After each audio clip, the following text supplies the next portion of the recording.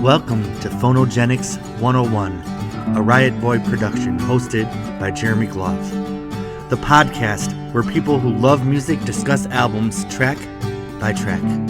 Please hit subscribe, and if you'd like to support this podcast, patreon.com/Jeremy Gloff or Venmo @Jeremy Gloff. And now, on to the music.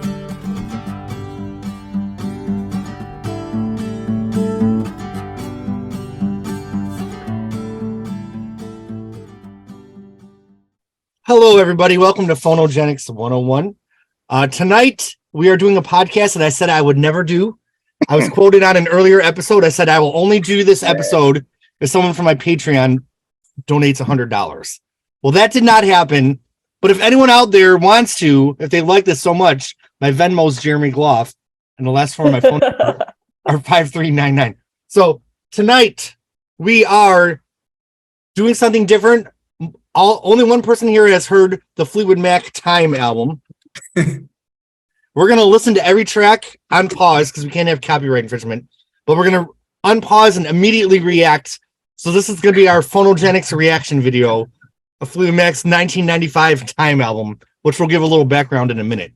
But we have a special guest tonight. We have Jeffrey Dicker, who has crossed over from the Madonna, Lana Del Rey, and Prince Phonogenics to join us for a Fleetwood Mac one. So, Jeffrey, introduce yourself and talk about your love of Fleetwood Mac, if you'd like to.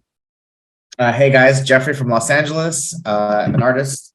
I have known Jeremy for 10 plus years now, I think. At least. It has to be. We wrote a song together that was in the movie. Yep, and they played it twice. Yeah, and I've been on a bunch of Jeremy's podcasts. We've written some other songs together that we did like a spoken word EP. We've done a lot of stuff together, and cool guy, obviously. I was on his Madonna podcast and his Prince podcast, Lana, and now I'm on the Fleetwood Mac one. My love of Fleetwood Mac, I really got into them right before the coincidental timing, right before the dance came out, and I lived in Los Angeles, and they played like a million shows, and I went to all of them, and it was like amazing and mind-blowing, and I was just like enraptured, and have always been a huge Lindsey Buckingham fan, more so than Stevie. I know that's not the popular opinion, I absolutely recommend the book Storms by Carol Ann Harris, which is Lindsey's ex-girlfriend, because all the dirt is in that book. It is. I love that book. All right, I'll shut up now. Well, you don't have to shut up, but we will move on. So, up in our upper left, the gentleman who shows up to our podcast with a notebook and will unflinchingly give like a 20-minute monologue about one song, which makes it an... Oh, wow.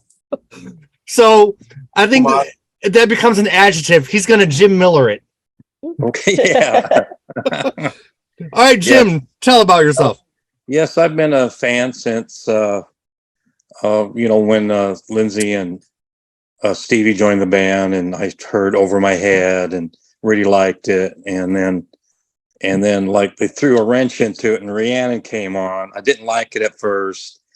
And then it just really grew on me. And then that just started the whole thing. And I'm from Sweetwater, Tennessee, via South Dakota. And, let's get this going. All right, next. For some reason, he got the nickname Dr. Larner. I don't think he even likes it, but it's sticking. So that's fine. I am Dr. Larner, otherwise known as Steve from Michigan. That's it? Short and sweet.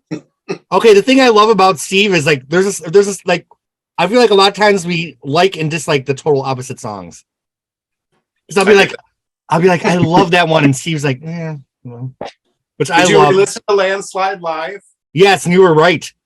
You were right. Yeah, I loved it. Wow. Once I heard what everyone said, I went back. I'm like, okay, everyone's right. So. Okay. Yeah, I was wrong. Okay, next from the Pacific Northwest, the controversial, but they're always dependable, Nathan Hellman. Hi, everybody. I'm from Portland, and I haven't listened to much of this album, so I'm excited to hear some new stuff, and it's good to see all my people again. And last but not least, she's been here since the very first Phonogenics Belladonna episode. And the first episode of a series with people who don't know is always so, like, I don't want to say cringy, but like, you just don't know what you're going into. I just did the first Blondie one, and like, we're clearly like in that getting to know each other phase. So, you know, those first episodes are never my favorite. But Alicia, I feel like we hit it off right away on that first one. We did. You've been there since, you've been at every single one, haven't you? You've never missed one. I have. So I'm going to let you take it away from here. Oh, goodness. So this has been fun for the last 2.5 years. That's weird. It has. Well, we started in 2021. So I am the youngest fan in the group. I became a fan about 15, 16 years ago. I am from here in the Carolinas, and I am more of a Stevie Nicks fan, but the guys are so nice and introducing all the other side of Fleetwood Mac. So I'm excited to get to hear this record. You guys are going to get to hear my real... I don't get 2 months to wrap my mind around this one. Either do we.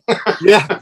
The cool. So Jeffrey, the cool thing about Alicia is a lot of these classic albums, like, you kind of listened to them for the first time, and we got to hear like your first reactions. Especially like what was really interesting to me is when we did the White Album, because hadn't you not really listened to that all the way through to the podcast? No, I had not really listened to it. I mean, I bought a lot of those records because of Stevie, and Right. I mean, there's the one or two that were on the greatest hits record that I was playing from Fleetwood Mac, but a lot of the deep tracks and whatnot, no, I had not. So it's been a fun journey.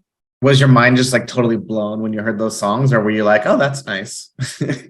Well, it was blown. Like the White Album, I didn't realize they did a lot of like duetting on that record. And then I was like, why have they not done anything else beside that? Like Stevie wrote a song and Buckingham sung it, which was Crystal. And I thought it was good. It was different. I liked it. I was like, so why hasn't that happened again? And you would think. I feel the closest that ever happened was Behind the Mask, even though Buckingham wasn't there, but they kind of all like sing on each other's songs again, which I liked. Yes, that's the closest I've heard since then. After that, it seemed like they were pretty much, this is my song, I will sing it. You know, Christine and Lindsay seemed to be a lot more fluent, like more willing to help each other, but yeah, it's really interesting. So the Fleetwood Mac saga will make a very good miniseries or movie one day, because it's just so much drama. Didn't they try to and call it Daisy Jones? But you know, that's what I've heard. I haven't seen it, but I actually loved it. I loved it.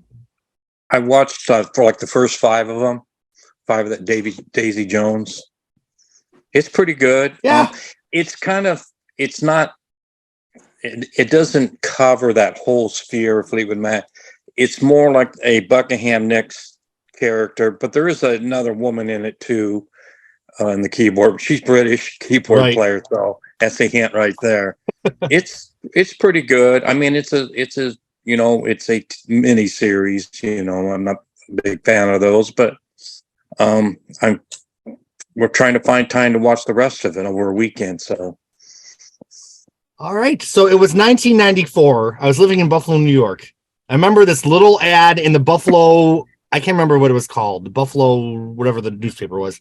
It was like, coming in concert. It was like an ad like this big. Coming in concert, Fleetwood Mac, REO Speedwagon, Pat Benatar, and who was the other one? Cheap Trick. And I was just like, right. I was like, who was it, Nathan? No, REO Speedwagon. But wasn't there another one on the bill? Pat Benatar? Didn't Crosby, Stills, and Nash? I read that they were part of it too. Okay. Well, either way, I was like, well, how the mighty have fallen. It was like this little fairground concert, like in this little venue. I'm like, and I think the cool thing about this podcast is people that are new to this music get a little historical perspective. I don't think people realize how much the 70s and 80s megastars fell in the 90s. Like, Yeah. Pat Benatar had a huge hit in like 1986, 87. This is only 8 years later, and she's like playing a fairground. And I'm a huge Benatar fan. I just saw her in concert like last week. But That's right. I saw that. yeah, the 90s like just whipped everyone off their feet and made people like has-beens within like a year. It was so weird. I thought Duran Duran had a small club in the late 90s. And they were like, they had like one of the biggest hits of the decade. And by the end of the 90s, they were done. Right. And they came back. I mean, so then I remember back then there was like Blockbuster Music or whatever. In 1995, this CD showed up called Time. And I'm like, oh goodness, Fleetwood Mac made an album with this lineup. I saw like there's a picture of Christy McVie, and they're like, okay, there's Christy McVie songs. But then you had like Becca Bramlett, is that how you say her name? Yeah. Billy Burnett, Dave Mason, who everyone hated apparently. Yeah.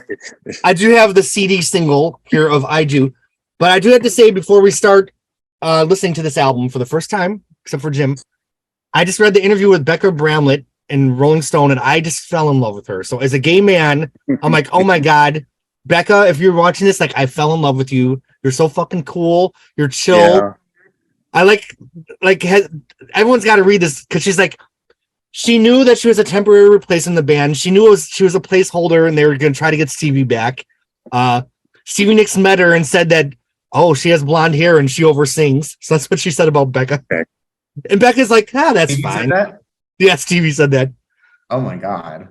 Yeah, I've seen some stuff about Becca Bramlett, and she seems like really cool and like musical, knows everything. Yeah. So I like Mick Fleetwood asked her to be in the band. She's like, fuck it, why not? She's like, I know this, I know what I'm getting into. She's like, I know I might get tomatoes thrown at me, but like, why the fuck not? It's Fleetwood Mac. So hearing how cool she was and that she kind of like, she knew she wasn't making other rumors. They just kind of made this album just for fun. She previously sang with Mick Fleetwood in the Zoo. So she had worked with him and she just said Mick's a great guy. The interviewer asked her, like, was it fair to call it Fleetwood Mac without McVie, Christine, Lindsay, and Buckingham? She goes, fuck yeah. She's like, it's Mick Fleetwood and John McVie. They're Fleetwood Mac, and it's everyone else. So I just thought she was so cool. And I'm so glad, Jim, you sent that interview before we listened to this. Okay. Because I barely got that in, yeah. Yeah, I'm approaching it in a whole different way. I'm like, she's a badass bitch. Like, she's fucking cool. So, should we pause and listen to the first track is called Talking to My Heart. Yeah, I don't have my glasses, so Talking to My Heart. We're gonna pause and be back with our reactions to track one. Does anyone else have any stories they want to tell about this album and how they found it before we go into the track by track? Because I skipped over that. No, did anyone even buy it or listen to it?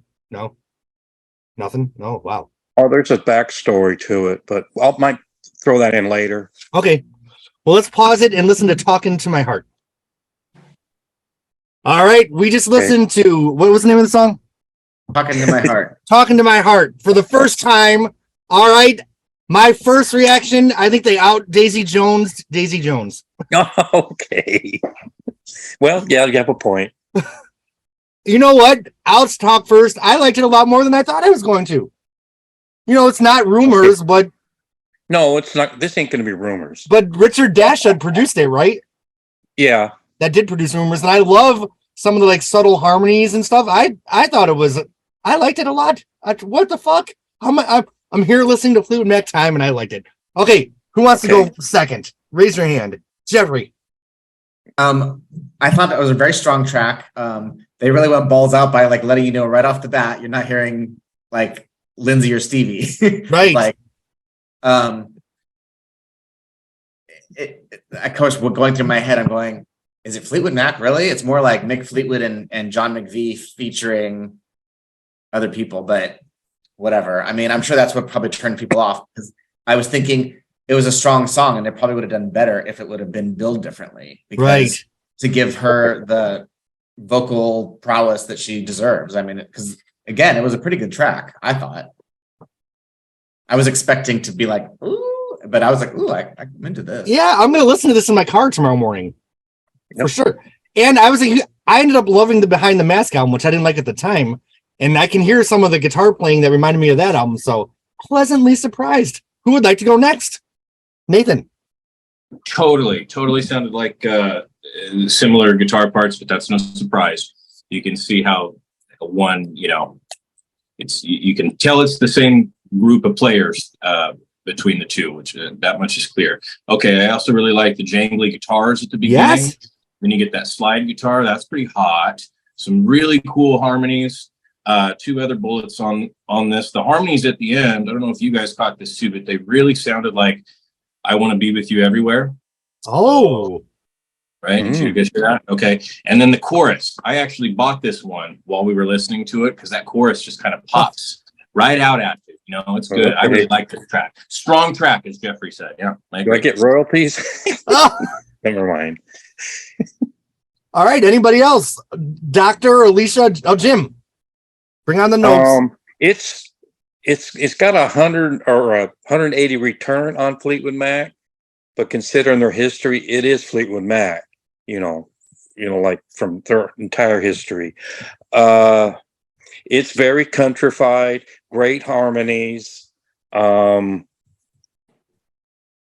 I think Christine has some ooh and on vocals. I think that's her. It's a very Fleetwood Mac. The through the through the song. I think that's Christine's vocals. It's several people singing, but I think Christine's one of them. It's very good. I like it better now when I first heard it, back when it came out. It's really good. It stands up, through time. I'm interested to hear where we're going from here because, I expected that to. Time. Nice job, Jim. Nice job with the stands up to time. Steven, what did you think? I was not impressed. Okay. As soon as the guy started singing, I was like, no, can't do that voice. I like some of her harmonies. I like the Christine at the end. I like the intro. And I actually thought the chorus was really weak. Oh. I know, Nathan. Sorry. All right, Alicia. You're a country boy. I'm not a country guy. So what are you then? Do you like more hard rock or something?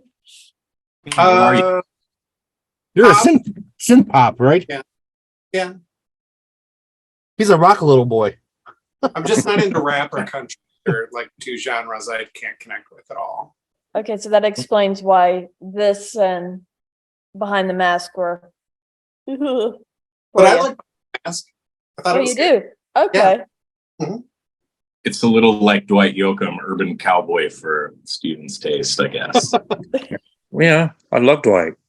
You know who they sounded like to me is, do you guys know Animotion at all? Yeah. You Are Obsession? It sounded like that group because none of their songs sounded like the title track, but they all kind of had that sound to them. Alicia, what do you think? A decent song. I mean, it's definitely not going to go down in the history books as one of the greatest. I don't think this is going to be one of the greatest records ever, sort of thing. But it was definitely. It reminded me a lot of the 90s stuff. It seemed like they had a lot of the same production, Yeah, the same sort of styling, which is my mind started sitting there going, this could have been thrown on the radio and had a hot chance. Was it because it was billed as Fleetwood Mac? Yeah. yeah. And kind of a has-been group, and so you put them in the back shelf at this point. Both her and the guy seem to have some chops. It's a decent song. I can see myself putting it in the car and just listening to it mindlessly, in the summer. It's a decent song. Well, let's do the Marcus scale from the Prince Phonogenics. Thumbs up, sideways, or down. I give this one a thumbs up.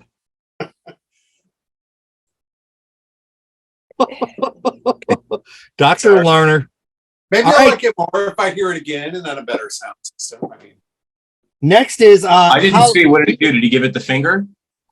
No. Oh, okay. Next is Hollywood, some Okay. other kind of town, right? All All right. right, I'm gonna pause. All right, we just listened to track 2 of Fleetwood Mac Time for the first time. Hollywood, some other kind of town. All right, Christy McVie passed away last year, and I feel like I just walked to a treasure chest and found a Christy McVie song I never knew about. And with Christine no longer in this world, I loved it. I don't care. I loved it.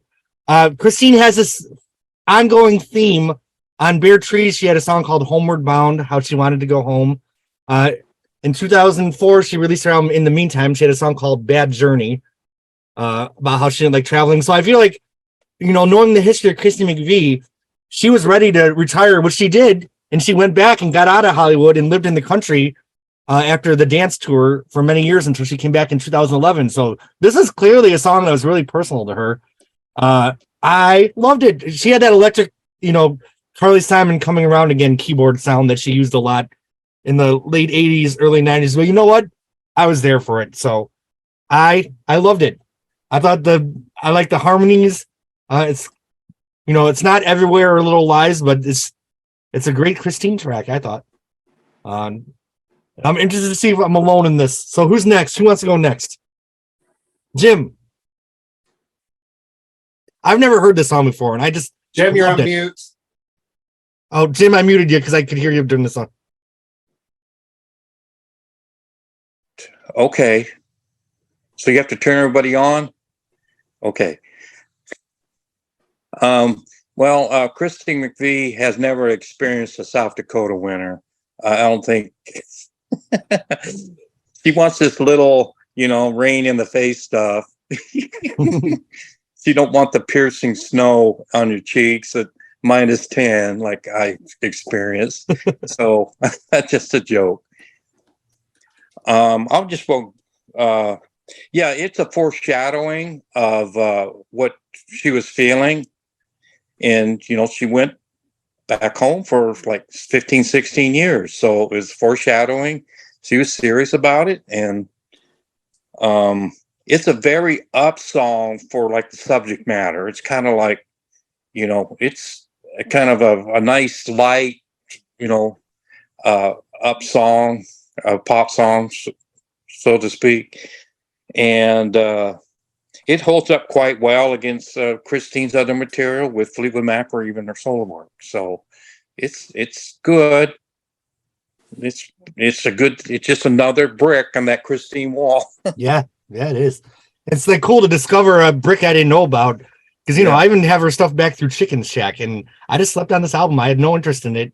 I'm kind of glad I didn't, because I need what a better time in my life to kind of discover a new Fleetwood Mac album for what it is. So, all right, who wants to go next on this track?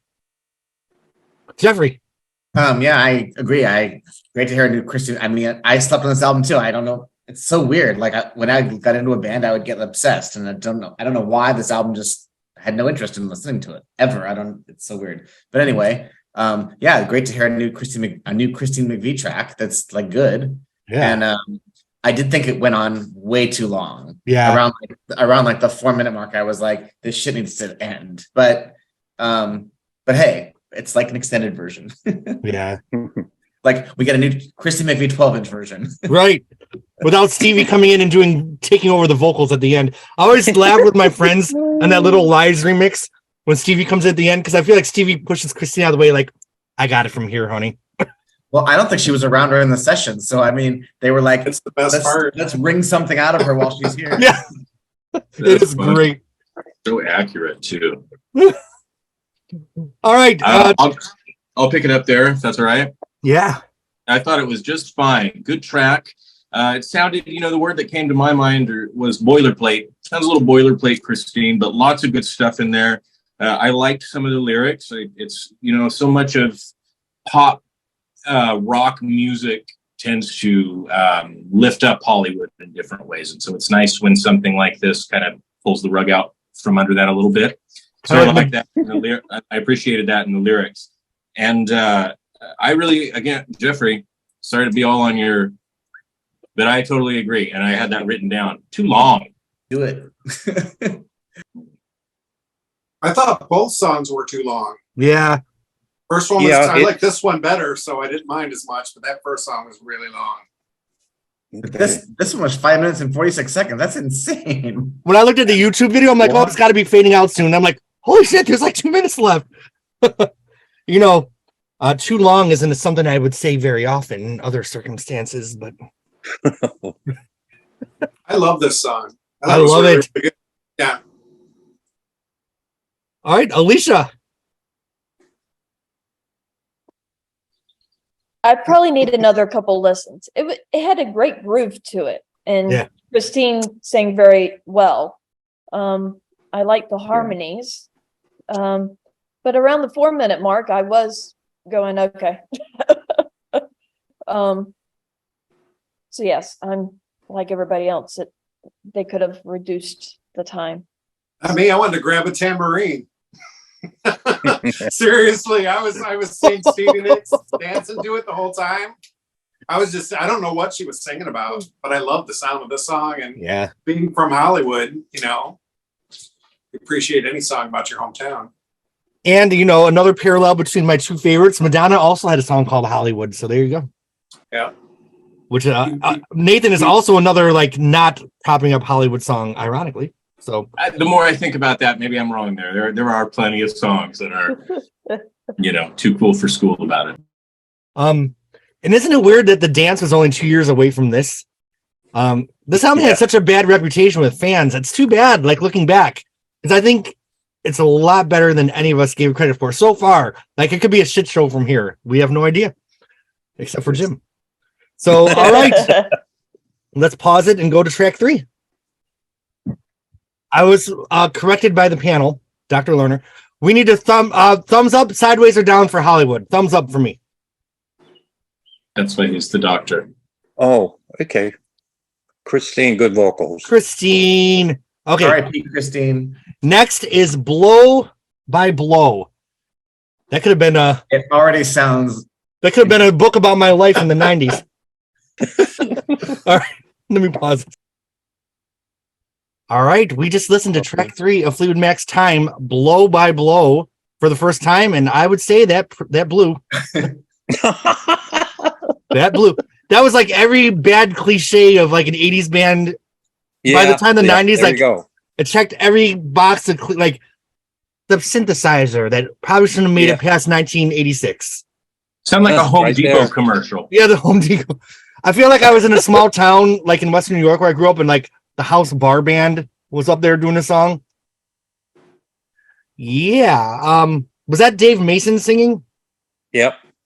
No one liked him, so I'm gonna add myself to the list of people that didn't like him. That was fucking horrible.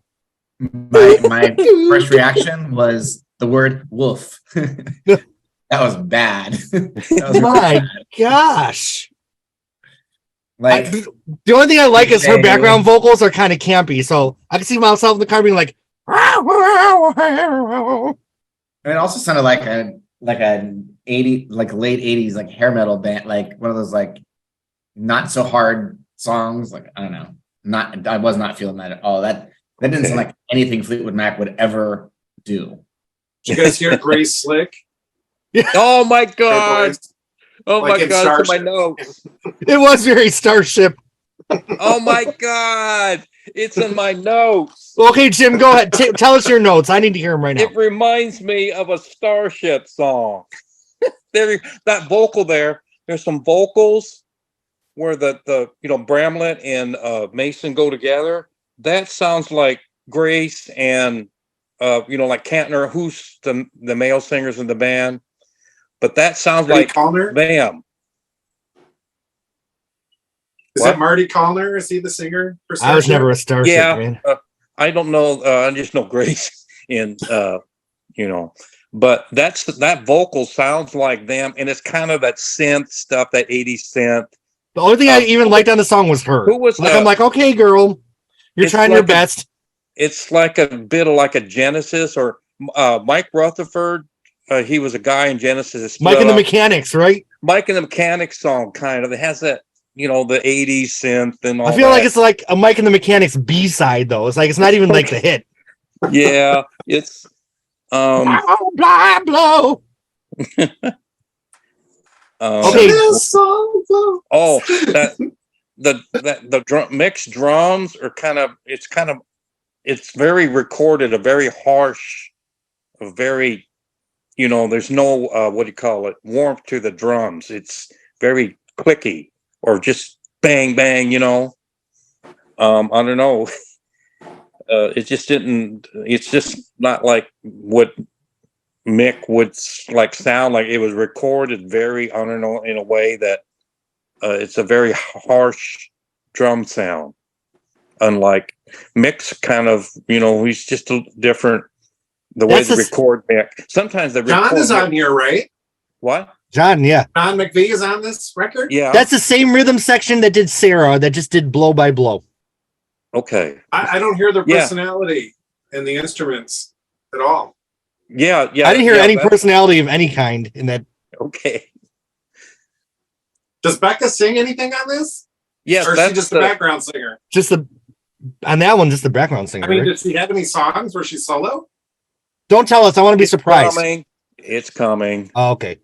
I have an accolade to tell you guys.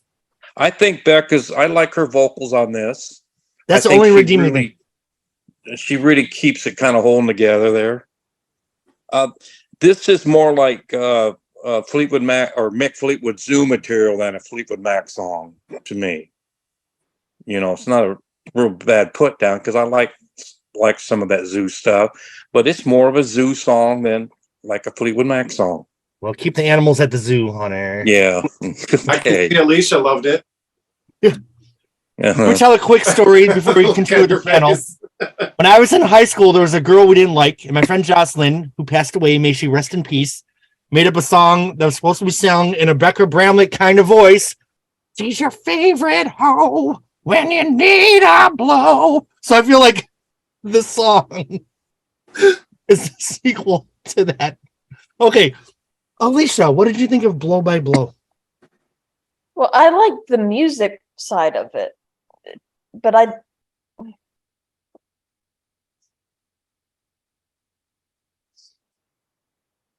don't know if I would play it tons of times, but I was like, okay, it's an upbeat, fun song. That was as much nothing grand, but I was like, okay. Nathan? Okay. Oh, you're on mute. You're muted, just like the vocalist should have been on that song. Sorry, Dave Mason, if you're listening. Dave's Dave's had a pretty good career. The traffic stuff and. There you go, Nathan. You're unmuted. Okay. Oh, I don't know. I just think it's like a Home Depot song. Today is a day for doing, and so you play that song. Okay. All right. Does anyone else have anything to say about? I think we just need to move on. I give it a thumbs down. Yeah. Well, it belongs in the zoo. Okay, next. Winds of Change? I don't have my glasses. Yeah. Okay, we're gonna pause and listen to Winds of Change and be back with our reactions. All right, we just listened to Winds of Change, track number 4 on Fleetwood Mac's album Time. And I guess I'm just gonna dare to say the first opinion of everybody. I loved it. I like the tasteful guitars. You know what the song reminded me of? Fucking 90s Tina Turner. Like, I Don't Want to Fight, Foreign Affair, Wildest Dreams. That kind of like when Tina went like a little bit more like mellow and ethereal. I thought the melody was kind of a little unexpected in places. I thought McVie and Fleetwood were giving signature performances. I don't know. I loved it. What did everyone else think? I'm curious. I liked the background vocals with Christine, but that was about it. Okay. Steven. I thought it was real bitchy to say, but Stevie Nicks is right about the way this girl sings. But it's so bad, I kind of love it. It's growing on me. Yeah, it's growing on me. If that makes any sense. I was like, I didn't like it, but I kind of loved it. And the more I You're heard like it, a the more I tumor. will go back and listen to her voice. Like, it's very interesting. I like Like, that. she's great as a background singer, but as a lead, I don't know, but it's growing. I like that where she's like, "You won't matter." Whatever that line is, I'm like, I like this. And Yeah, the matter bugged me, but it was growing on me too. Yeah, It 'cause gave it some character. it's so it definitely gives a character. All right, who's next? Jim. Oh, I got you muted.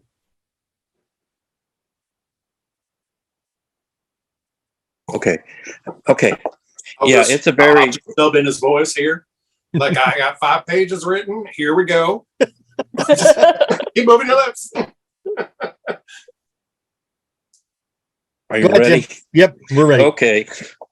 It's a very heartfelt song, but Becca's vocals have trouble fighting through a plodding track. It's just, I don't know, her voice is strong, but it's not nuanced. It's kind of like, I was just looking up something. It's kind of like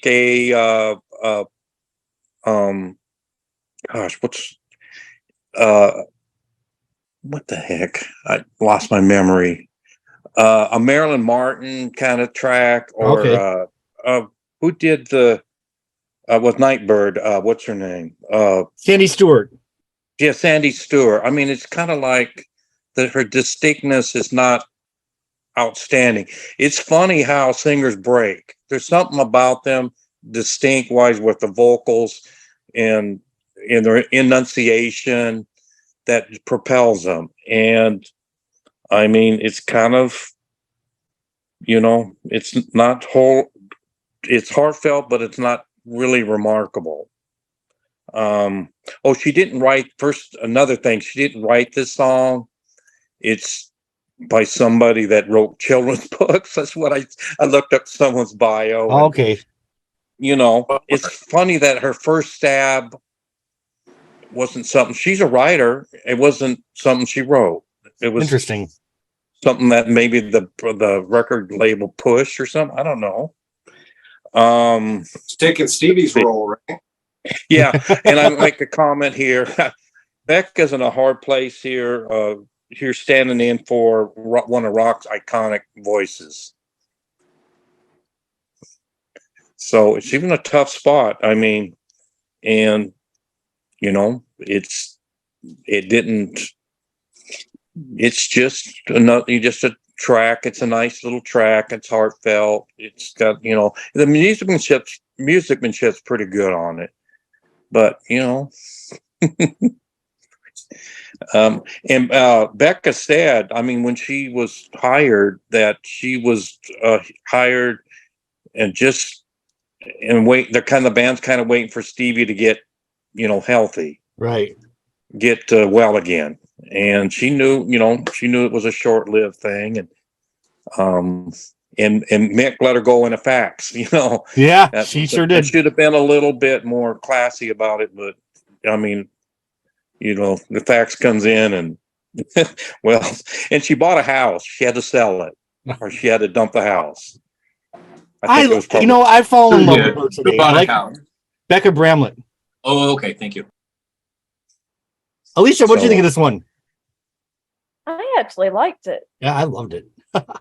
I mean, I thought it was, so far, it's the best track I've heard so far. So, she has a very interesting voice. It's very different. And her matter, her singing it's a different way of pronouncing the word, but it does remind you a lot of the adult contemporary stuff that people were doing in the 90s. Yep. There's a pale moon in the sky. Can you I don't want to fight.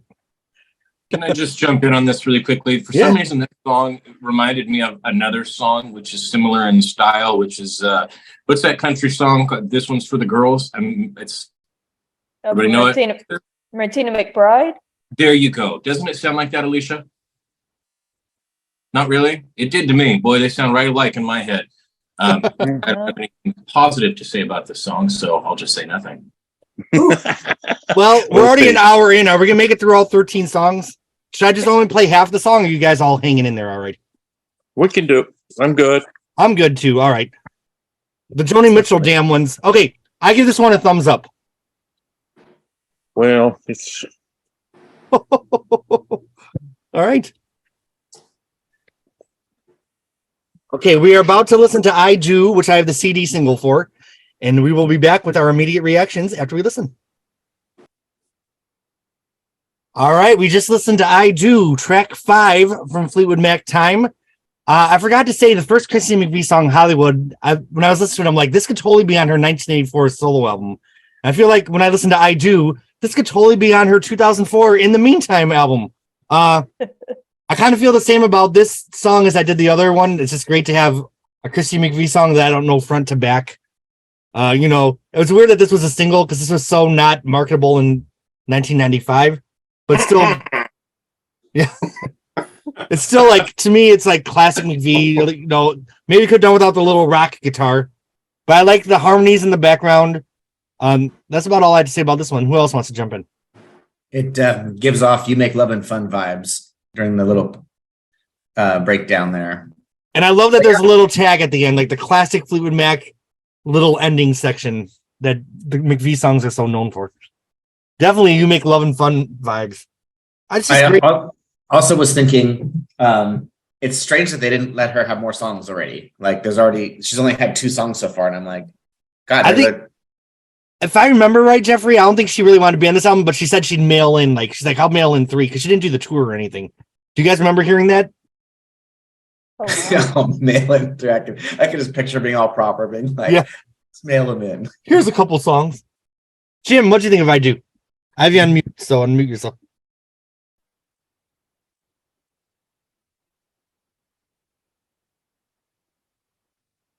Nope, you're still muted. all right. Here we go. Yes, I love the chorus and classic Christine McVie keyboard work. When I think I was listening to a couple of her songs here, I started breaking out in tears because she's gone. I mean, Yeah. It's her. I mean, it's like, wow. I mean, I'm focused on taking some notes and wow, you know, she's not here. It's, you know, and I feel for the people she knows personally. I mean, I wrote that in some comment on Facebook or whatever. I mean, we know her just as fans and all, but the people that, you know, knew her personally, I mean, that's awful to lose someone like that. Just a real bright light as a person and as a talent. Let's see. It's a great pop song that not very many people are going to hear. Yeah. I think it's a terrific little pop song. I really love that fade out at the end. Yeah. It has there's just something about the vocals there. It's a little ABBA-ish. This is kind of, it's a European thing to it. There's a Europeanness to it, you know, in a lot of her stuff, you know. She's British, but I think she has a European nuance to her that just makes her really special. And you know, that's about it. Something that was cool in the Becca Bramlett interview is because on the tour she said that she was not going to do the signature Stevie song, so she didn't do Rhiannon, she didn't do Dreams. Yeah. I guess Christine pulled her aside and said, "Girl, that's very noble of you not to do those songs." But Christine gave her blessing. And another cool thing is the cover, the little baby penguin coming out. Mick Fleetwood said that was Becca, the little baby penguin. So the more I found out about this album, the more kind of endearing it got to me. You know, all of them knew they weren't making like the next Tusk. And I think that's that kind of the term about it, is that this went in and did a low-key Fleetwood Mac album. What did everyone else think? Does anyone else have anything to say about I Do? Alicia, thumbs up? Yes. Did you guys like it more than the other Christine song? I actually loved them both equal. Yes. You like this one better? Like you guys like this one more. I like the other one more than this one. Okay. I think I like the other one more. Okay. I like this is very 1982 Billy Joel kind of sound to me. Okay. I guess if I had to pick, I would pick the other one because I just like a little bit darkness of it with the wind and the snow and Oh, the stuff. Hollywood. Yeah. Yeah, but I wouldn't skip by this one. Oh, and Jim, ABBA's my favorite group of all time. Yeah. I listen to them every day, so I didn't hear the ABBA in here.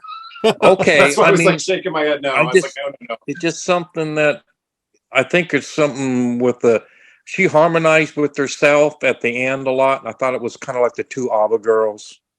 Just the kind of the, I don't know, the tone of it or. All right. So next we are going to, did we do the thumbs up? Thumbs up for me. Yeah. All right, Christine, down from heaven. I hope you see you got a unanimous thumbs up. Okay, next we're going to be listening to Nothing Without You, track 6. Short. Okay, we just listened to Nothing Without You, track 6 on Fleetwood Mac's Time. We're almost halfway through. My first reaction is it reminded me of Honey, I'll be a shelter. I'll be the one. Na, na, na, na, na, na. A little Taylor Dane action right there. Okay, you know what? This bitch came into fucking Fleetwood Mac, and she did not even try to do anything like Stevie Nicks, and I think that took balls. She did not even touch Stevie Nicks at all. She's like, here I am, boys. I'm doing my own shit. It's a little Taylor Dane, or Trader Dane, as they called her after she performed at Mar-a-Lago on New Year's, but we'll forgive her. I kind of feel like everyone here hated it, but I didn't mind it. I'm a Taylor Dane fan, and I'm a Becca Brownlet fan. Okay, what did everyone else think? I'm dying to hear. Oh, Nathan, I want to jump on this. I had to do a quick search to figure out who Taylor Dane was because I didn't know. But okay, I really liked it. I thought it was a little hometown bar. Yeah, like one of the previous tracks that we talked about. Little hometown bar-y. No, but super satisfying chorus. The melody took a couple of twists and turns that were delightfully unexpected. It wasn't dated like some of the other stuff. It was kind of 90s. All right, I don't know about that. What about this chorus though? I'm nothing without you. Don't really like the theme of that. That sort of, I don't know. It's a little codependent. Yes. Yeah. Thank you. Perfect. But it's a good song. I liked it. All right. Who's next? I'm glad I'm not the only one that liked it because I'm like, okay, this is a bop. I like this better than some of the, close your ears, Jeffrey, some of the Lindsey Buckingham songs on Say You Will. Yeah, Lindsey and his bops. Anyone else? Jim, I mute everyone when we do the song, so you got to unmute yourself. Okay, you're unmuted. Okay, well, Stevie may be right about the over singing part on this. This sounds like a very formalic song from the early 70s. There was a lot of little bands out there that kind of Americana. I can't pick a particular one, but it's kind of like that. It says I found out that Becca and her dad wrote this song. Okay. So it's Nothing Without You. It's kind of like she looks up to her dad. And I think there was another writer in there that could have wrote, the music. This is the one in the Rolling Stone interview that she said she actually had nothing to do with writing it. And they put her as credit on it, and she was pissed. Because she's like, as a songwriter, I hate when people do that. And she said that's the one thorn in her side, that this is actually a song from the 70s that her dad wrote. That they gave her credit for. So, you know what? I fucking love her. I love Becca Bramlett. So that's why it's like a 70s song with it. Maybe it's Delaney. I don't familiar with Delaney and Bonnie. Maybe that's what this is. Right. So it's an okay track. Nothing really more than that. All right. Anyone else want to jump in? We're almost halfway done with this album. Just so everyone know. You liked it? Yeah, I like Becca. Yeah, I liked it. I like her. I think a problem is everybody on here is doing Christine's thing on this album. Like Lindsay has a style, Stevie has her style, Christine has her style. All of them have Christine's style on this album. Yeah. They all sound like a Christine song. Mm-hmm. Okay. Well, So that's a contrast problem, and I like contrast in Fleetwood Mac. yeah, oh, that's what's great about the Mac. Yeah. Right. When they first came out, it's like Christine, Over My Head, and then Say You Love Me was different too, and then Rihanna was just blew me. It was I actually almost like hated Stevie's voice. Well, I think it's fair to say that Blow by Blow was different than Nothing Without You. We can say that. I mean, Stevie just reeled that me in there like a little fish. That was it. You can tell them apart. They don't sound like the same song. And then They're like not Lindsay with different. Go Your Own. What was Lindsay's lead? Was it Go Your Own Way? On Rumors? Yeah, on Rumors. That was the first single. Oh, that was incredible. Wow, Fleetwood Mac got two great women, and then let this dude with, I mean, that music. Oh, Jesus Christ! They are the best band of all time, in my opinion. All right. I mean, yeah. And this album's better than I fucking thought it was. I'm so glad I didn't listen to it till 2023 because it's giving me life a little bit. Alicia, It's hard for. Oh, sorry. Go ahead. Huh? What'd you think? I was actually thinking if the beat was the same as the Blow by Blow. That was that was my thought. It's as you're going through this record, you're going, wow, this is a lot of the same. This was good. She really can sing, and it's nice to have an upbeat tune. I could definitely see, kind of singing along in the car or something. Yeah, I'm listening to this tomorrow. This is my new album. This is my new album. Jeffrey, did you have something else to add? I was just gonna say, like, my brain can't get past that. It's like not Lindsay and Stevie, and it's like so judgmental because she can totally sing, and it's like if it was billed differently, I would totally like it a lot better. Yeah, but because it's billed as Fleetwood Mac, it's like it doesn't do it for me. But that's But I mean, I think she's super talented. It never did it for me till I read her interview. She's like, what the fuck? I'm just gonna go and sing some. Like, she gave no fucks, and to me, I think that's so like kind of punk in a way. Well, I mean, she is put in an awful position because how the fuck are you supposed to replace legends? I think she's more punk than Lindsay was doing the Tusk songs. It's just I give it thumbs up. I give it thumbs up. And can I also just comment really quickly before I forget? What the hell is that hideous fucking cover? It's her as the baby penguin. I know, but like they couldn't put anything else, like just this little thing in the corner. You know what? Potato. And there's a Fleetwood Mac book that has alternate covers for time. What? Remember? Did anyone else see that book where they had the few different covers that could have been? No. Oh, yeah. Vaguely remember. Were they all way better? They were different. Some of them were more classic Fleetwood Mac. Oh, I'll try to find it and send it to everybody. That'd be good. All right.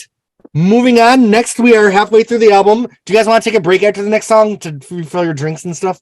Or to keep That'd be going? good. I could do it while the thing is going. Okay, we can. Yeah, that's true. Okay, I can't see because my eyesight is bad. Dreamin' the Dream.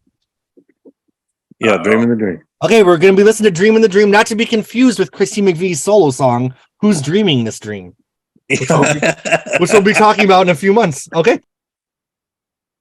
Okay, we just listened to Dreamin' This Dream from Fleetwood Mac's Time album. I want to tell a couple quick stories before they come out of my mind. Two things Becca said in the interview that also made me fall in love with her. Before this album, she was touring with Belinda Carlisle, and she said Belinda hardly talked to her at all. But you know who was nice to her? Donna DeLore was also on the tour, and she took Becca under her wing. So I thought that was sweet. And then another thing Becca said towards the end of her tenure is she hated after every concert how instead of just giving each other high fives and saying like, we had a great show, they always nitpicked each other. So she's like, I wish I was an REO Speedwagon. She slammed the door. So when Mick fired her, he said, you said you wanted to be an REO Speedwagon, so I'm firing you. And that's how he fired her from Fleetwood Mac. So a couple stories that everything she said, I'm like, I fucking love you. And you know what? I love this song. I loved hearing Christy McVie's accordion. We don't get to hear Christine play accordion very often. And I just thought this isn't your typical Fleetwood Mac song. And she just brought herself to the table, which is with the huge legacy looming over her. She held her own, doing her own thing. One final thing, then I'll shut the fuck up. I always put this at the bottom of the heap of Fleetwood Mac albums, and the more I listen to it, the more I like it. I never liked the first couple albums with Peter Green before Danny Kerwin joined, the self-titled and English Rose. So I like Time better than the blues early Fleetwood Mac albums, just on first listen. All right, what everyone else think of the song? I just said a lot. Alicia gives it a thumbs up. Do you want to say anything else, or just giving it the thumbs up? Well, I mean, it's a nice, beautiful song. It's different, but she sang it beautifully, and it was nice to hear the accordion. I find it interesting, though, that this album is talking a lot about change. I wonder if they all kind of knew it was the elephant in the room. With Winds of Change, I'm waiting, hopefully you'll change your mind, basically, is what the lyrics are about. So it's just interesting. Blow by Blow was talking about dealing with when things don't go right. So it's Also, the album was going to make change. Sorry, that was bad. Oh, Lord. Dad jokes. I'm an old man. That's an old man joke.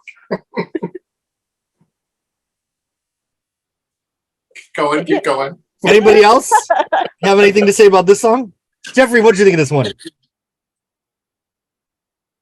I mean, again, I think she's really talented, but like, it's like, I just don't think they should have called it Fleetwood Mac, but I see that they wanted to continue and all that other stuff. So, I mean, but I just think she was put in a tough spot. Right. But it's not a bad, like, technically it's got all the elements. It's just, it's hard to get over for me. I don't know.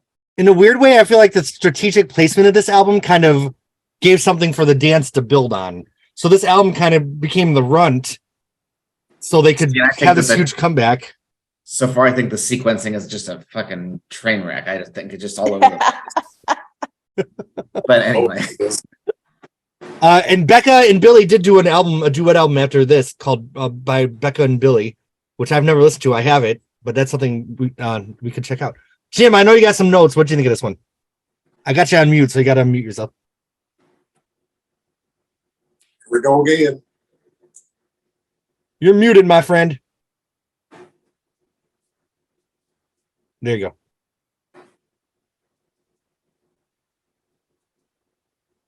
That's wild. There you are. I'm in. Okay, sorry. I got some weird takes on this. It's more of like a musical nuances. I thought it would be interesting if Dolly Parton would take a stab at this track. I think that her voice is very Dolly Parton here. You know, not the music per se, but I just loved it. I bet Dolly would probably really turn this into something. You know, instead of What Is Rock and Roll Done For You, she should have done this. No, this is a very her voice here is very much like Dolly's, or you know, back in the older times or early Dolly. If you could keep Dolly from talking through the song, if she'll just sing it, she sings beautifully. Okay. But I mean, it's just kind of, and it has some of that guitar work, that ding, ding, ding. It kind of reminds me of a Leonard Skinner track. I don't know which one it was. It's a very Southern way they play. A lot of these Southern bands have this way of the guitar work. It's hard to describe, but it kind of reminded me of the Leonard Skinner track. And I don't know which one. I might have to listen to a couple of their first albums. It just reminded me of that. It's a nice, sweet song, and if you don't get any emotion from this, you're dead inside. It's just if it kind of pulls at you. And Becca and Billy wrote this, and it wrote about them. You know, they had their little affair, and in that interview. So the interviewer referred, it's kind of like, well, Fleetwood Mac, you know, when it kind of happens when you join that band, you kind of start, you know, getting a little frisky. But and she kind of blew it off like, she never gave it any thought, that's kind of what happens in this band. So, it's a nice little track. It's very pretty, very kind of, there's a lot of space for Becca to sing, around the music here. Okay. Anybody else have anything to say about this one? Yeah, I'll jump on this real quick. It sounded like in the beginning, the guitar part in the beginning, I thought it sounded a little Nancy Wilson-ish. I don't know, just some of her solos with the acoustic guitar. A little like Nancy Wilson. Not a bad thing. Like Heart? Nancy Wilson, the blonde from Heart, right. Okay. Also sounded like the song Crystal a little bit. Who said a moment ago, Dr. Larner, you said a second ago, everybody's doing their best Christine McVie impression. This one sounded to me like a little bit of a step into the Lindsey Buckingham impression territory. And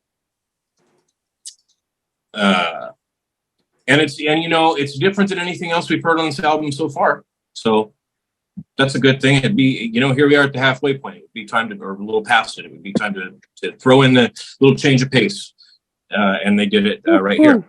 And just so everyone knows, I put a Reddit thread with the alternate cover artworks in the chat. If anyone wants to check it out, I give this one thumbs up. Did you like it, Jeffrey? Thumbs down. Thumbs down. I thought the vocal was stellar. I like her. Song, but I just don't like it being called pretty good. I think Dolly would kill this.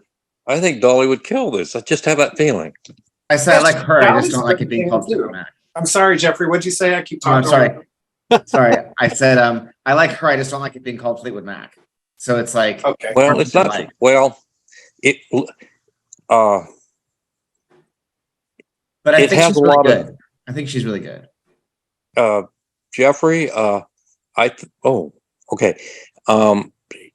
This is like a lot like the Welsh, the Bare Trees era. It was no real surprise how this sounded.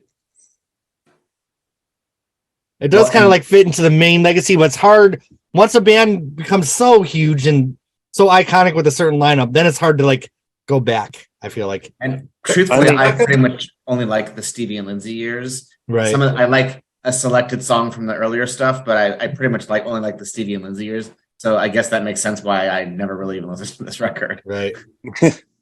All right. Well, any other thoughts on this one before we move on? I wanted to ask, does anyone know if Becca has done Broadway? I don't. I thought she had a really musical kind of voice as opposed to rock and roll. In this song. She has. I mean, it's kind of what she wanted. She's kind of settled. I mean, I'm not being nasty about it.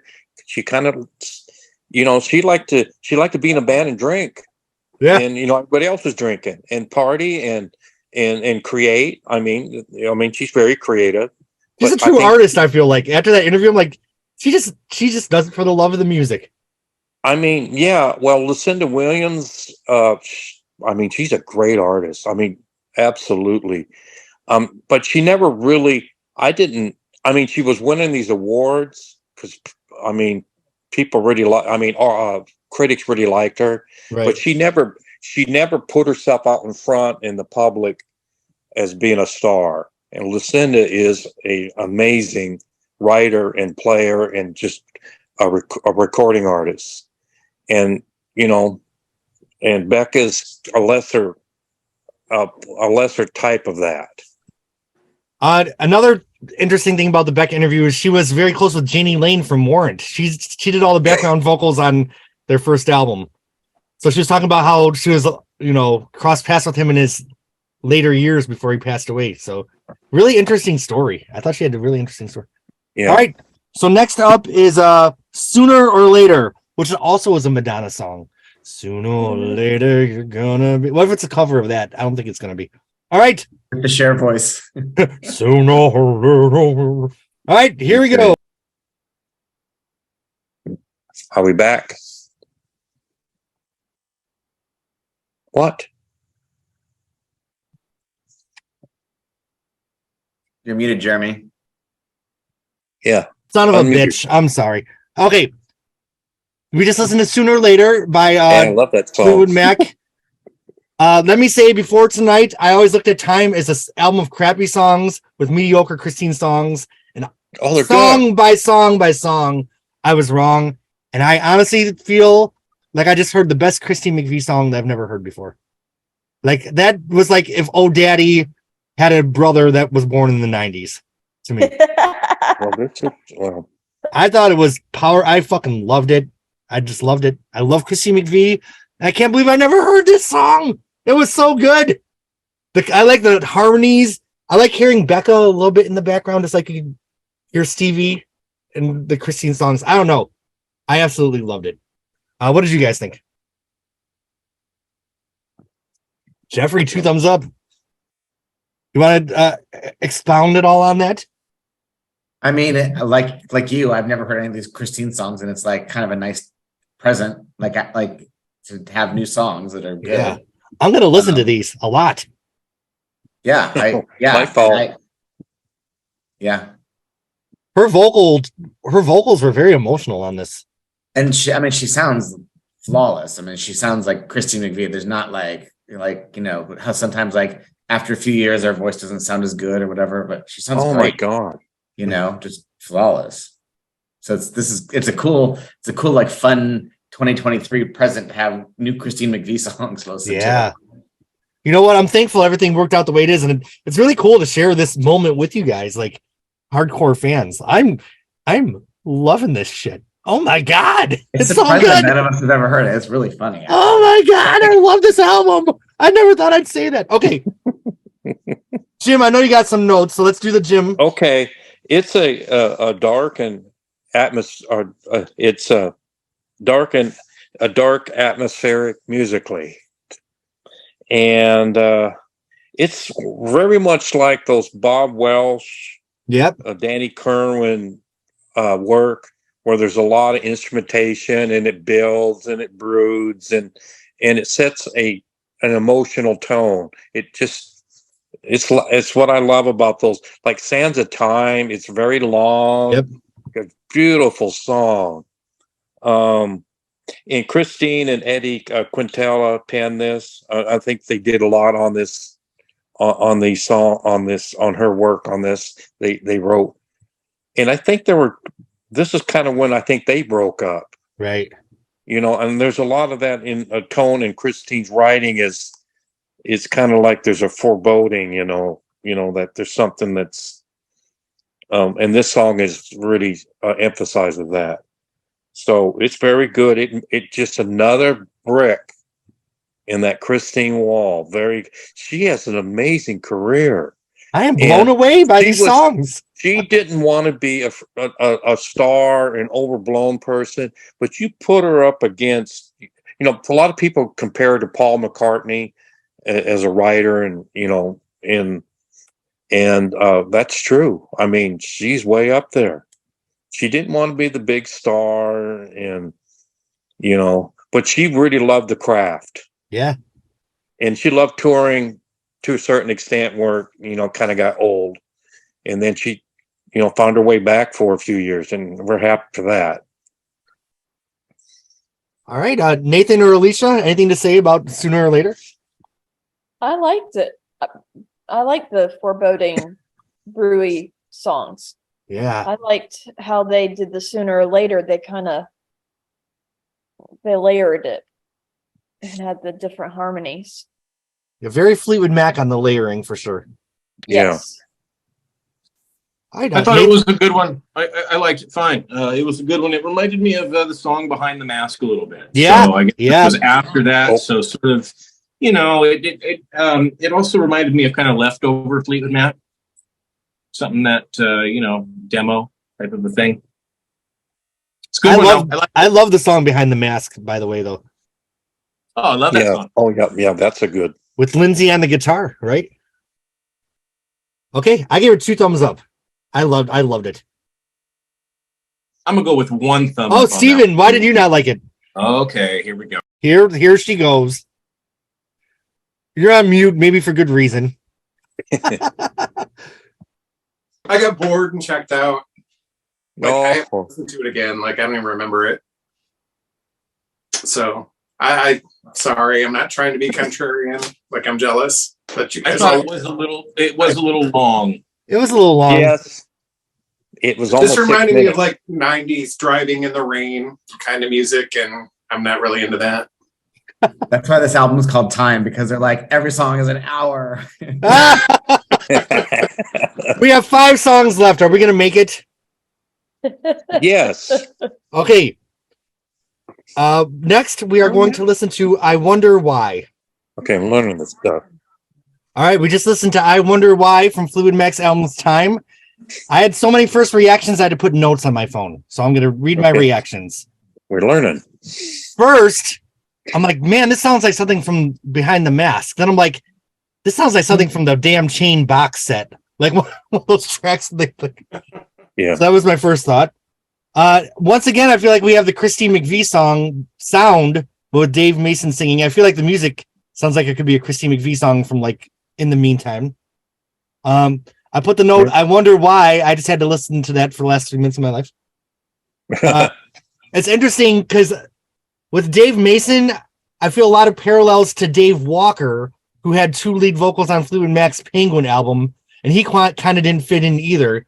So I feel like there's a thing with Dave's and Fleetwood Mac kind of not fitting in.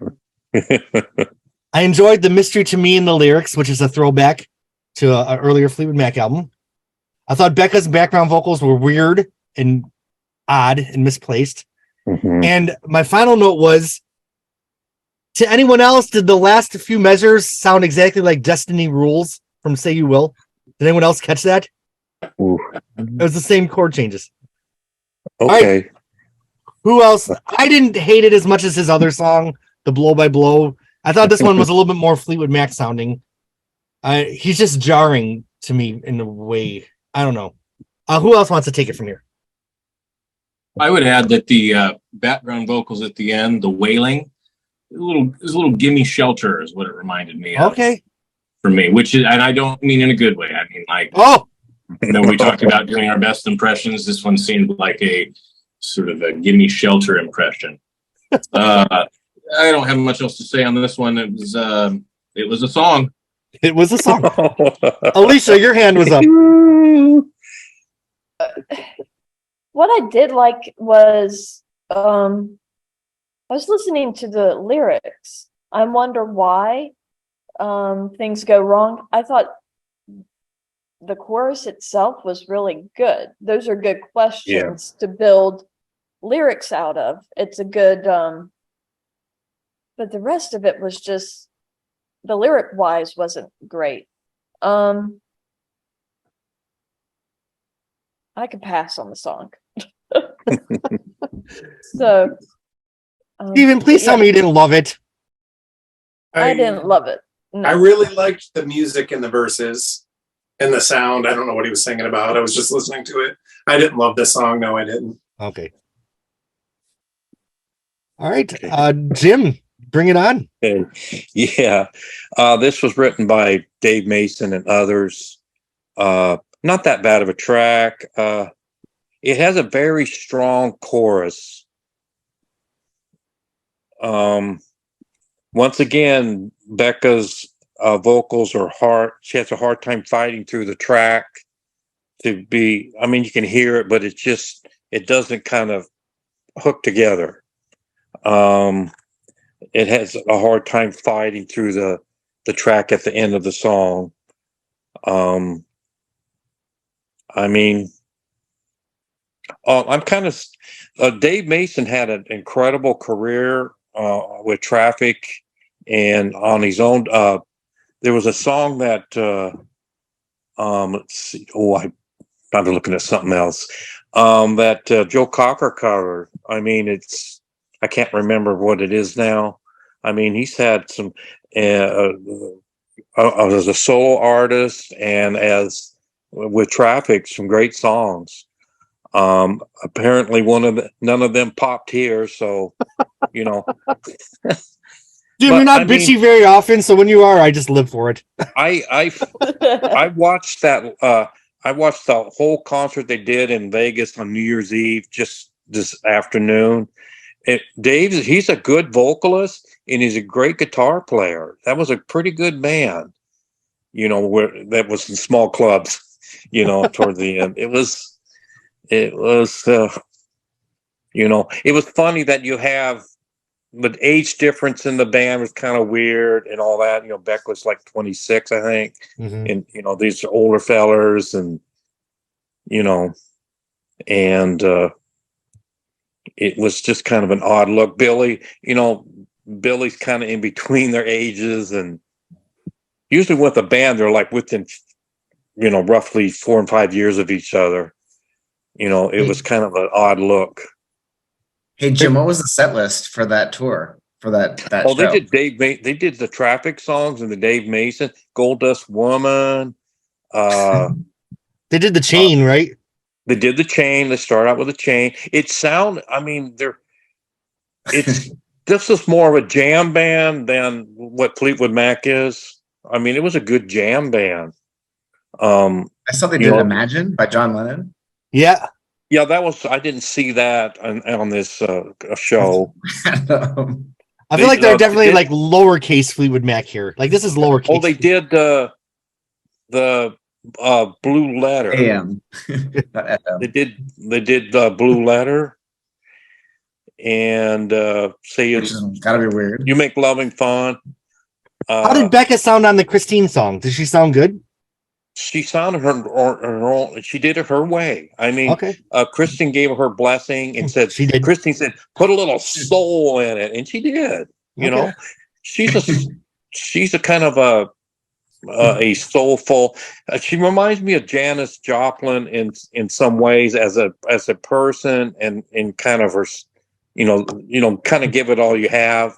She's definitely a free spirit, which I love. Yeah. A free spirit, the middle finger, I don't care what you think. Yeah, she really doesn't care. Oh, they did Oh Well too. And Wow. so it's just as a rock show without even thinking who they are, it's a pretty good, little gig, very professional. What happened off stage was another matter where Becca and Dave, they were drinking and fighting, and Mick was drinking and trying to hold the ship together. Oh, God. Isn't it interesting? Consistent for Fleetwood Mac. Isn't it interesting that Dave Walker had 2 songs on Penguin and Dave Mason had 2 songs on this one? I think that's an interesting parallel.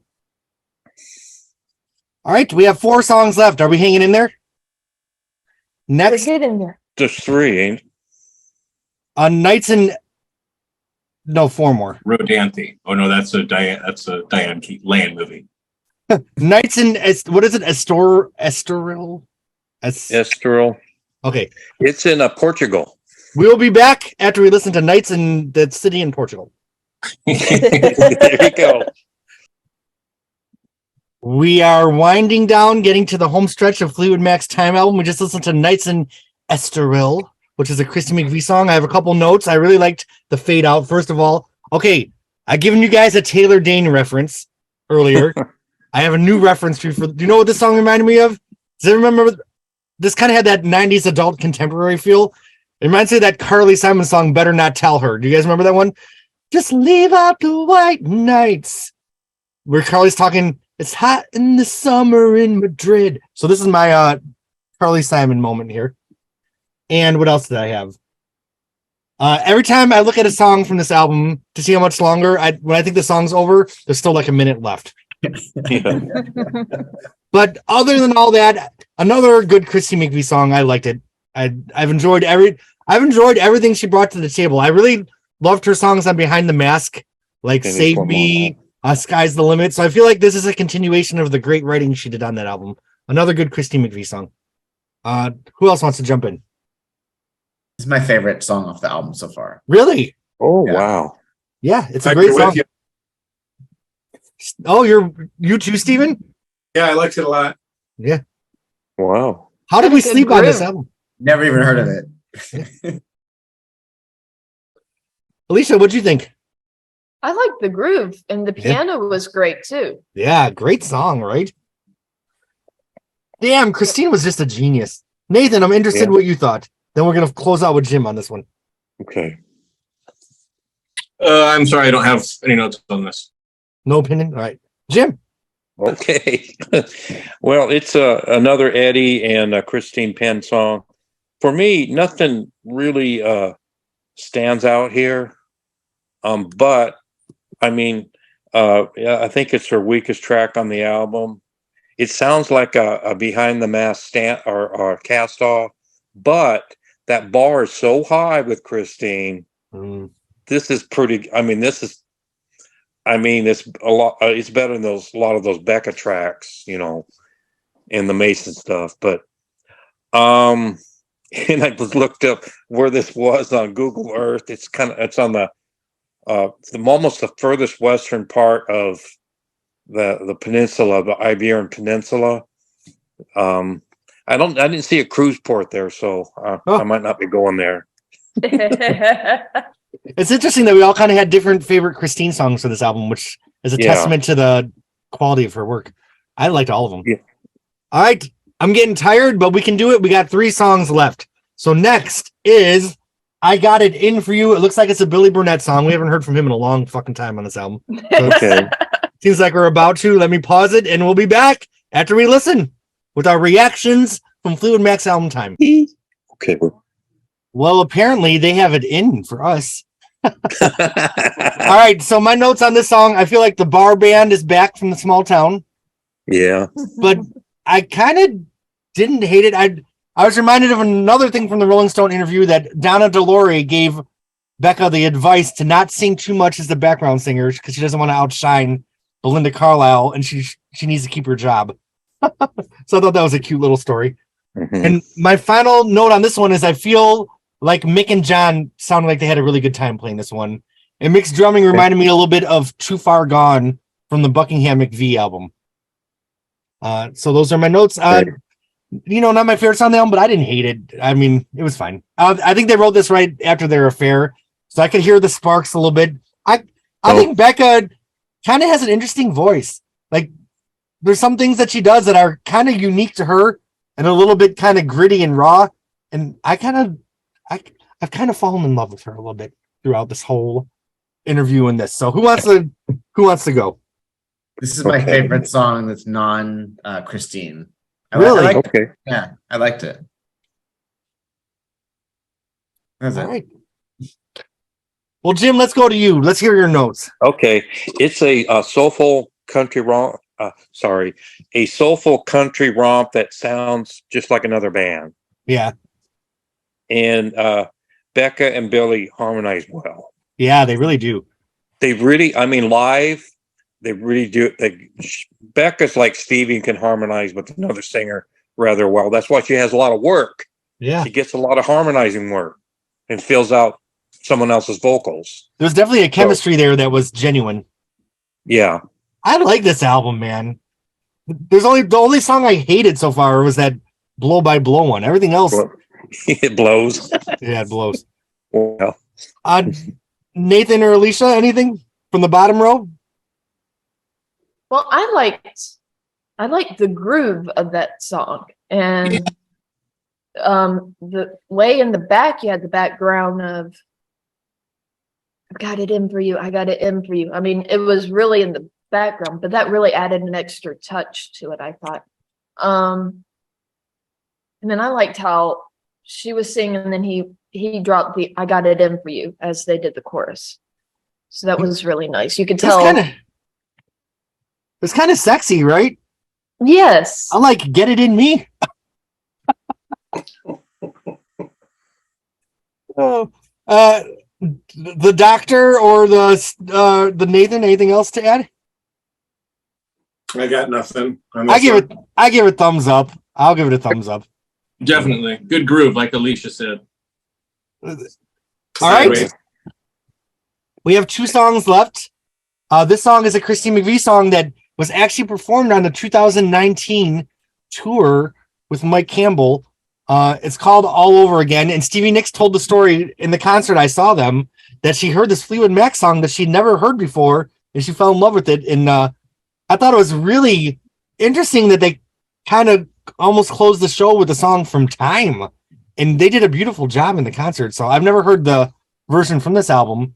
But this could have been the last Christine McVie song that was ever released. So we're lucky we got the temporary one from the dance, and then a whole nother act with the Buckingham McVie album. So let's pause here and enjoy the last new song that we'll ever get from our beloved Songbird. Oh, it kind of brings a tear to my eye. Son of a bitch. All right. All right. Well, we just listened to All Over Again, which kind of brought a little bit of a tear to my eye. I'm not going to lie. The opening notes reminded me of Oh Canada a little bit. But damn, Christine always writes these really, like, I put this kind of in the group of like the Songbird and Game of Pretend. Of just that's a beautiful song. And I remember them doing it in the concert in 2019. But I liked the version on this album. I think Christine was ready to be done, so we're really lucky we got another act from her. Everything that Christine contributed to this album, when I listened to it back in like 95, I'm like, oh, she phoned it in. I don't think so. There's some I thought every song was great that she did. And this one included. I thought it was beautiful. What did you guys think? Deep, actually. The lyric was going something along I guess it's time to break the chain. Yeah. Yeah, there it is. It was really, wow. And I guess now hearing it back, it really does. It's almost like she knew, I guess. Yeah. Ooh, they gave me goosebumps. Christine. Shit. I love you, Christine. Anyone else? Jim, what did you have to say? It's a heartfelt song about no regrets. I mean, that's pretty much stated. The lyrics, each of us and everyone carries a burden of love. That really gets to me. I mean, there's burdens on your life, and some of it's relationships. And Stevie and Christine did this, and I saw them in Nashville at Fleetwood Mac, and that's the last time, and it probably is the last time for Fleetwood Mac. Yeah, and break the chain at the end of the song. It's kind of prophetic. This was the last song in the concert, wasn't it? Was this the closing track? Yeah, it was. This is a good story. I was sitting next to a guy, and he was a roadie or setup guy for the Largo concert, the famous Largo in 1975, and Lindsay and Stevie were just joined, and Stevie had this ponytail, and he worked that show, and I asked him a few questions, and he's like he knew him, and they're just and they weren't like a real famous band, and they were just kind of hanging out, and it was a profession back then when rock and roll was kind of, except when you're a huge star, it was a profession, a working musician, you do gigs. And this guy, when this song came out, he got up and left. It's like he missed something in his life that was probably maybe his last Fleetwood Mac show, and he was involved with them. Wow. And a lot of other people left when it started. It's it's kind of after like Don't Stop, everybody kind of think it's over, and he left. And I kind of wanted to talk to him after the show, but he just got up and left. And I was videoing it and said, "Geez, you're leaving, man." I was at the edge of my seat when they did it. I thought it was beautiful. Yeah, it's kind of spooky in a way, Yeah, it may be the lid, of this big journey, and something may happen. I don't know, but Lindsay and Stevie are just at loggerheads, and John is not well. They keep saying that, and what combination you might see Lindsay and Mick doing something. What if they reformed with the time lineup? Hey, Dave Mason's still touring. He's doing little things. He's doing theaters. What if Dave and Becca rejoin the band? And he's in Bristol, Tennessee the day before Stevie goes to Knoxville. I don't know about that. I don't know. That's a big drive, and people are working. Steven, what do you think of this one? I'm curious. I just didn't connect with it. Christine ballads aren't my favorite. Oh, okay. Yeah. Sorry. Well, I give it a thumbs up. I agree. Christian ballads aren't my favorite either, but it was good. Not my favorite, but good.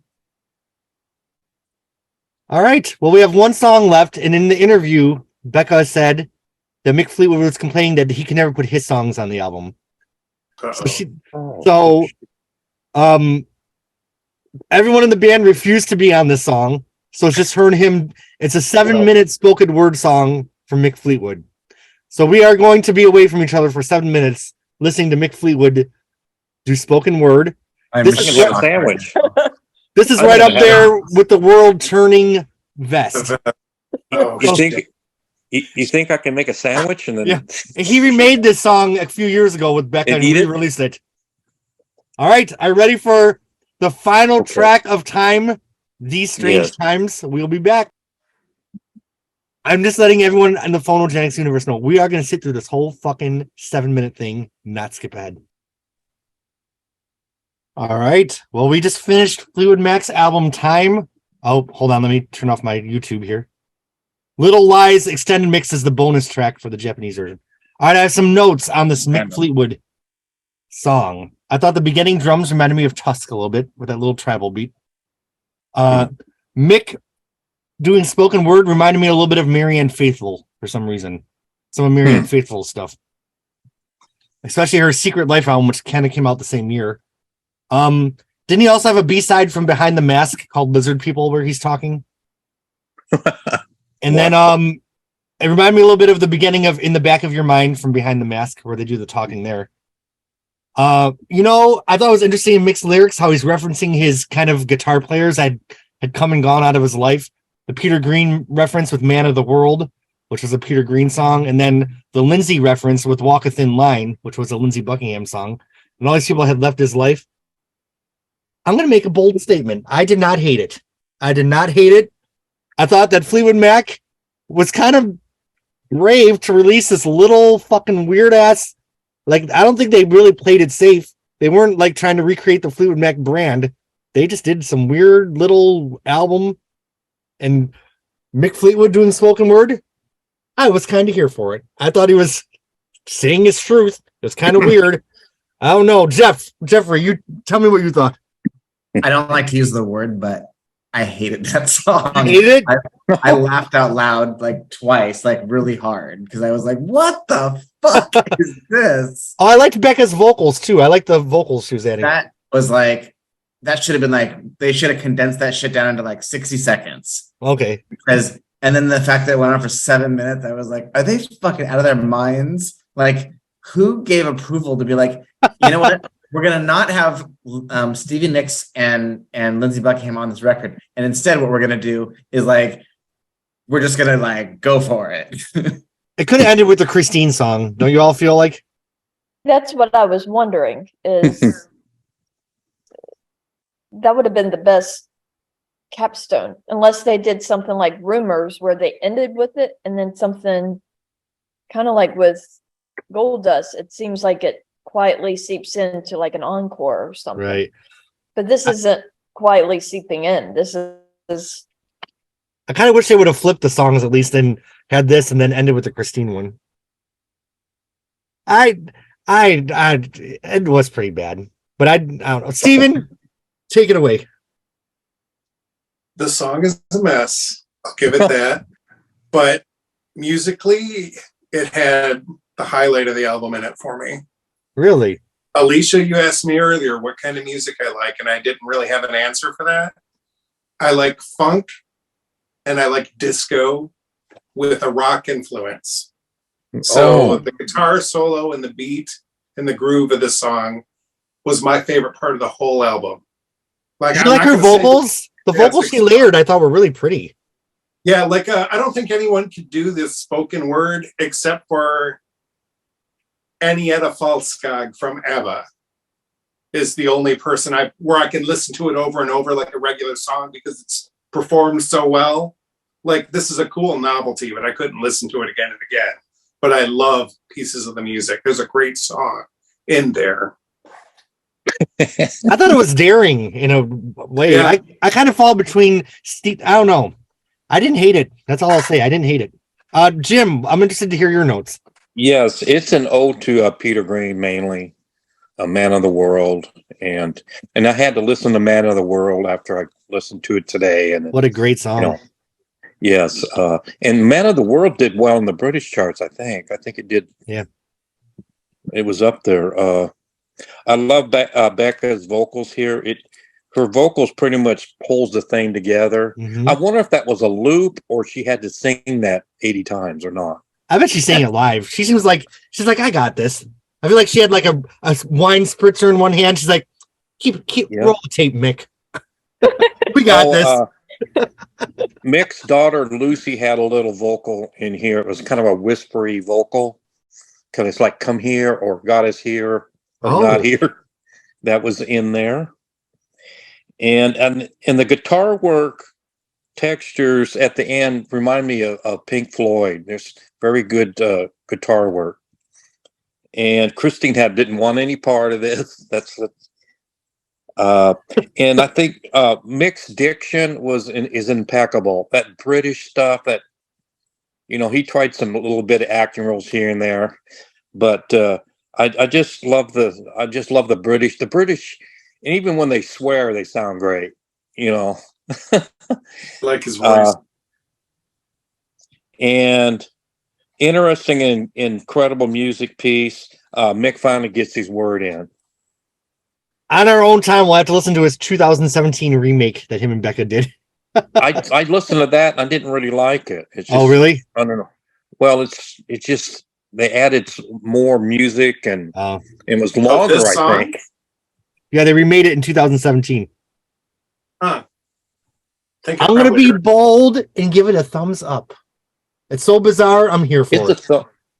It's interesting. Nathan, Nathan's giving a thumbs up and he hasn't spoken. I'd love to hear your thoughts on this. Well, I agree with what Dr. Larner said, which is that there's a good song, maybe even 2 or 3 in there somewhere. I like it. I think it fits right at the end of the album. Somebody already said they did Lizard People at the end of Behind the Mask, right? So this is kind of keeping with that. Right. We all love the little Easter eggs and all the little things that go through all the stuff. So this one really scratches that itch, I think. So I like it. I jammed out to it. Alicia. Yes. What did you think?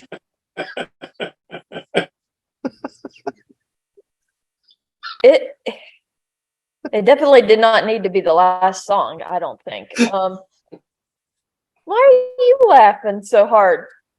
You're just like, yes. Long pause. Like you woke up. Yes. I'm tired. Jeffrey, our Fleetwood Mac crew is pretty cool, aren't they? I'm glad you got to meet everybody. Well, okay, so I have to say the first half of this song was really, really good. And it reminded me more of like a Lorena McKennitt sort of travel sort of song. It's once Mick started talking, it kind of that didn't happen, but that first half was really interesting. So I love those live instruments. That was great. Yes. Like a little dash of classical in there too. That's nice. Yes. So Becca Bramlett, I'm so bad with names. Sorry, Becca, if you're watching this. She was the 13th member of Fleetwood Mac. And after hearing this album, I definitely think she was part of the chain. She's part of the story. I never gave her credit. And I love her little... She walked in, did her fucking thing, and then got fired via fax. Dave Mason left a little bit less of an impression on me than Becca did. Christine turned in some solid songs, and Billy, I always liked Billy. So, did he sing more than one? He did the opening track too, right? That was Billy? Yeah. Oh, he sounded so croaky. I didn't even recognize his voice. Or was that Dave Mason? Maybe I'm wrong. Let me look. I can look on Wikipedia right here. That's very really good. I kept waiting to hear him sing, and I didn't hear him until the duet. That was Billy on the first track also. Mhm. Wow. All right, friends. Well, let's do something difficult. We're going to rate time on a scale of 1 to 10. I'm going to start off that I expected to give it a 1. I'm going to boldly give it a 7. What you're gonna say too. I like I loved the Christy McVie songs. Becca is interesting. Like, she's quirky and cool. I didn't mind. It's certainly no. You know what? In some ways, it was more interesting than Mirage. In some ways, to me, like, I loved some of the songs on it, but you know, they fucked around with the status quo on this a little bit. You're right. It's surprising. I kind of enjoyed it at the time. It was like the runt of the litter. I think, in light of Christine passing away and hearing it in this context, she gave some great songs. I give it a 7. Jim, we always start with the upper left. What do you give it? 8.2. Oh shit! Oh, Dr. Larner. Nice. All Jim. right. I think Jeffrey will get me on this. You got to rate this album twice. Oh, As an album on its own, I would give it a 7. As a Fleetwood Mac album, I'd give it a 4. okay. Okay. Yeah. Because it's fair, but it's not what I want. So Mhm. how can you rate that with the other Fleetwood Mac albums? All right, Jeffrey Dicker making an appearance in the Fleetwood Mac Phonogenics, and hopefully not for the last time. I hope you can join for the other ones because I loved having you here. Yeah, which ones have you? We can talk about that later. But anyway, I kind of agree with that, giving it like 2 scores, but I wanted, like, we're hovering at like a 4 for me. I just thought it was a hot mess as an album, like, cohesively. I like that they took risks, but then, like, the risks didn't really pay off. And then Christine had some great songs, and like, the issue of calling it a Fleetwood Mac record just gets me. So I can't give it anything higher. Not that my opinion, anyone gives a shit what I think, but We all care. anyway. We've talked about every Glad Fleetwood I Mac heard album. it. Glad I heard it. We're going in order, so next time will be the dance, and then Say You Will, and then we're gonna do We're doing the 3 Christy McVie solo albums, and then Buckingham Nicks, then Buckingham McVie. So that's what we got coming up this season. I have something to say about those mostly. Cool. Yeah, not really the Christine solo stuff as much, but I know all those other ones pretty well. So Cool. I'm around. Alicia, Fleetwood Mac time. Well, I was originally thinking 5 or 6, but then if Steve is thinking of giving 2, it's a decent record as a standalone if it wasn't a Fleetwood Mac. And I can see maybe maybe close to 7, 6.57. But as a Fleetwood Mac record, that's where it makes me want to pull it down to closer to a 5. It's just, the Christine McVie songs are probably the best thing here. And then you have the maybe 2 songs from Becca that are really stand out. What was that one that had the really good groove that the fella did in the later? Oh, the I Want You In Me or whatever. Yeah. No, I got it in for you. Okay. I like how Jim's not even phased. I love this. This podcast is just like this album, the best / worst. But so yeah, it's a decent record. I mean, but it just doesn't match up to some of the other Fleetwood Mac records. But there's a couple really good songs here. It definitely was a gift that gave a little more than I expected. And finally, from Portland, Oregon, my friend, always brings the great commentary, Mr. Nathan Hellman. What do you give Fleetwood Mac time? 5. 5, right in the middle. You guys said it best. Yep, I agree with all of you for all the reasons you said. I give it a 5. It was good. I'm going to listen to it again, actually, as soon as we hang up and put on some headphones. Yep. And do some work here. So so it was good, and I had fun listening to it, everybody. And Yeah, Jim, thanks for suggesting we do this because it would have been a link in the chain that was missing. We're gonna talk for one quick second after I pause because I want to do our next date. Thank you to my Patreon subscribers. Thank you. If anyone wants to post this on the ledge, I always appreciate that. And thank you to Fleetwood Mac and the YouTube subscribers, and thank you to my friends. Jeremy, what did you do tonight? I fucking listened to Fleetwood Mac time with some of my Fleetwood Mac besties. Life doesn't get better than this. We will see you next month. Can I say one thing? Of course. Lindsay and Stevie, if you're out there, please just fucking make one song for the fans. Thank you. For the fucking fans. Stop we it. have to have a happy ending after all these years. Jesus, please. Please. All right. We will see you next month with the dance.